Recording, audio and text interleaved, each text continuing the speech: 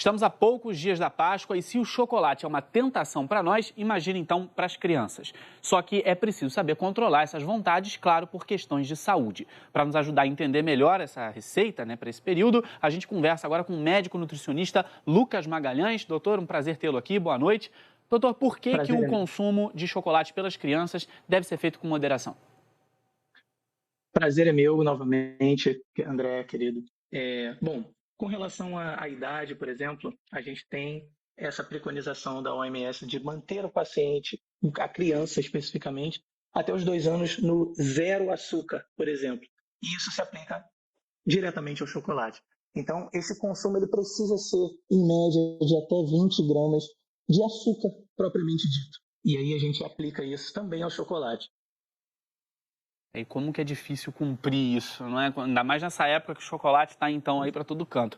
Como avaliar, então, doutor, o rótulo na hora de escolher o produto, identificar o que tem mais excesso de açúcar, o que pode ser um pouco mais nutritivo? Bom, com relação a calorias, por exemplo, não há, por exemplo, nenhuma mudança significativa que me faça escolher um chocolate melhor. Mas com relação, por exemplo, à quantidade de açúcar, a gente vai preferir os que têm mais quantidade de cacau, por exemplo. Então, quanto menos açúcar ele tiver, mais fácil eu vou conseguir não fazer com que a criança fique mais necessitada de ter aquele açúcar de forma mais consistente no dia dela. Ganhei o chocolate de presente, comprei e levei para casa. Estou com aquele monte de chocolate lá. Qual a quantidade diária que eu posso liberar para uma criança consumir? Como é que a gente faz esse cuidado na hora de deixar a criança, claro, também se divertir na Páscoa? Bom, a dica é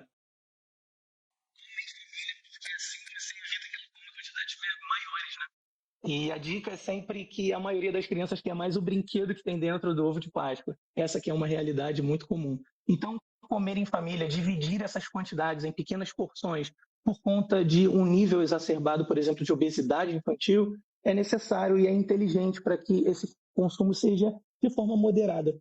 E aquela questão, você se recebeu muitos ovos de Páscoa, comprou muitos, esconde alguns, dá de vez em quando ali, porque ela com certeza vai se habituar a ter de vez em quando esse chocolate disponível para ela. Ok, deixei o chocolate lá, não tive cuidado, a criança comeu demais. O que pode acontecer? O que pode acabar, às vezes, surgindo como um sintoma de um problema?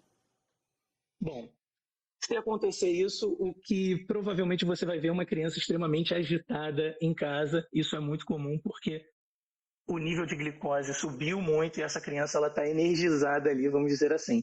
A partir desse momento, está tudo bem. O que você tem que fazer é prestar mais atenção com relação ao doce que está disponível em casa.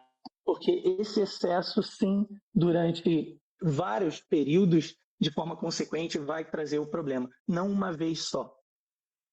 Existe algum alimento, doutor, que possa, às vezes, cortar esse efeito dessa agitação ou qualquer impacto que tenha no organismo? Você pode priorizar alguma coisa para a criança comer depois desse excesso?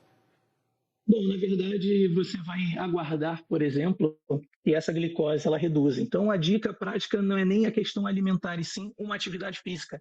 Então, é muito estratégico, por exemplo, você utilizar esse tipo de chocolate, esse doce, em momentos que antecedem uma atividade física dessa criança, porque ela vai aproveitar muito dessa energia a mais. Mas medicação ou outro alimento específico não faria muito sentido nesse momento, não. Cuidado, então, para as crianças, mas a gente que trabalha de noite pode comer chocolate liberado, doutor? Bom, é aquela questão, né? É mais uma forma de condicionamento. A gente que é adulto já tem problemas com isso, quem dirá as crianças? Então, a gente tem uma coisa que vai surpreender muitos espectadores, por exemplo, a gente não tem um vício em chocolate.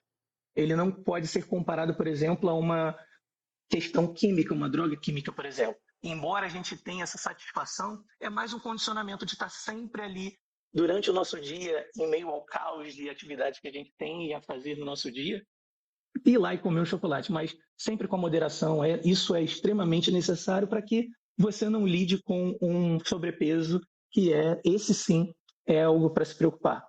Aí sim um problema. Doutor Lucas Magalhães, muito obrigado pela sua participação na edição da meia-noite. Uma boa noite para o senhor e uma boa Páscoa. Eu que agradeço, querido. Feliz Páscoa para todos. Até a próxima.